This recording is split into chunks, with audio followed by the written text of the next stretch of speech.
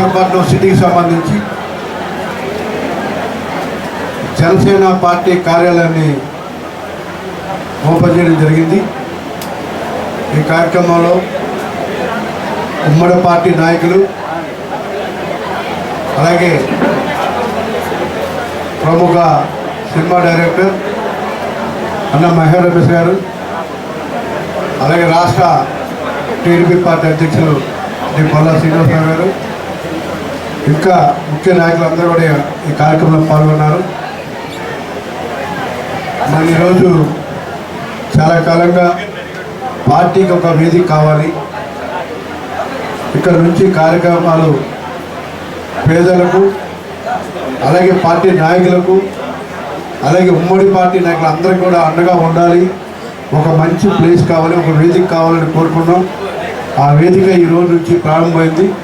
రేపటి నుంచి ఉదయం 8 గంటల నుంచి సాయంత్రం 8 గంటల వరకు కూడా పూర్తి స్థాయిలో పార్టీ కార్యక్రమాలు కానీ, పార్టీ విధి విధానాలు కానీ, మొత్తం పార్టీకి సంబంధించి ఏ యాక్టివిటీ అయినా, ప్రజలకు సంబంధించి ఏ సమస్య ఉన్నా కూడా ఇక్కడి నుంచే యాక్టివిటీ స్టార్ట్ అవుతుంది.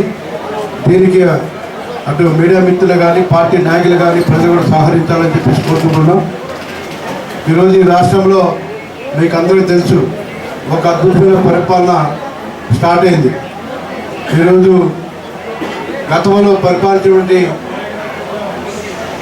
వైఎస్ఆర్ కాంగ్రెస్ పార్టీ ప్రజలు ఏ విధంగా ఆ పార్టీని చీకొట్టారు, ఆ పార్టీ ఓడిపోయిన తర్వాత ప్రజలు ఏ విధంగా సంబరాలు చేసుకుంటున్నారు, ఆ రోజు దీపావళి ఏ విధంగా చేసుకున్నారు, ఆ పార్టీ ఓడిన రోజు కూడా ప్రజలు అదే విధంగా ఇవాళ ఈ కార్యక్రమం దీపావళి కంటే ఇంకా అన్ని పండుగలు కలిపి చేసుకున్నారు.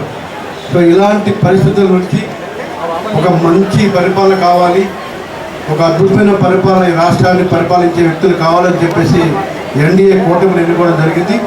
దానికి చంద్రబాబు నాయుడు గారు ప్రముఖ, మీకు అందరూ తెలిసిన విషయం, ఆయన ఎలాంటి పరిపాలన అందిస్తున్నారు, ఎలాంటి పరిపాలన అందించారు.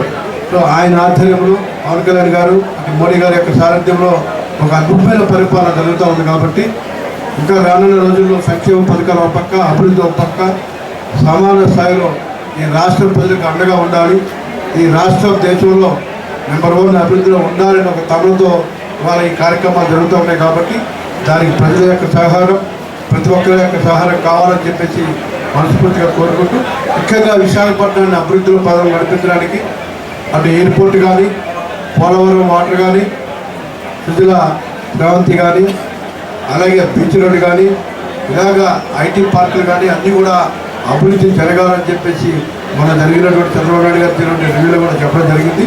అన్నిటికంటే కూడా విశాఖపట్నం ఒక ఆర్థిక రాజధానిగా, ఒక ఆర్థికంగా ముంబై ఎలాగైతే దేశానికి ఆర్థిక రాజధానిగా ఉందో, అదేవిధంగా ఇవాళ విశాఖపట్నం రాష్ట్రానికి ఆర్థిక రాజధానిగా ఉండబోతూ ఉంది.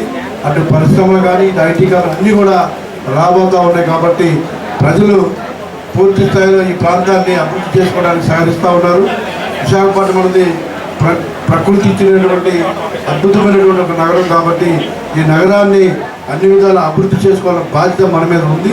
ఈ నగరం అభివృద్ధి జరిగితే ఈ రాష్ట్రంలో అంతా కూడా పూర్తి స్థాయి అభివృద్ధి జరిగినట్టు నేను భావిస్తూ ఉన్నాను. కాబట్టి ఈ నగరం అన్ని వసతున్నటువంటి ఈ నగరానికి అటు పరిశ్రమలు కానీ, ప్రతి ఒక్కరు కూడా పారిశ్రామికవేత్తలు అందరూ కూడా ఇటువైపు చూస్తూ ఉన్నారు. కాబట్టి ఈ నగరాన్ని అభివృద్ధి చేయడం మా వంతు సహకారం అందిస్తామని చెప్పేసి తెలియజేసుకుంటూ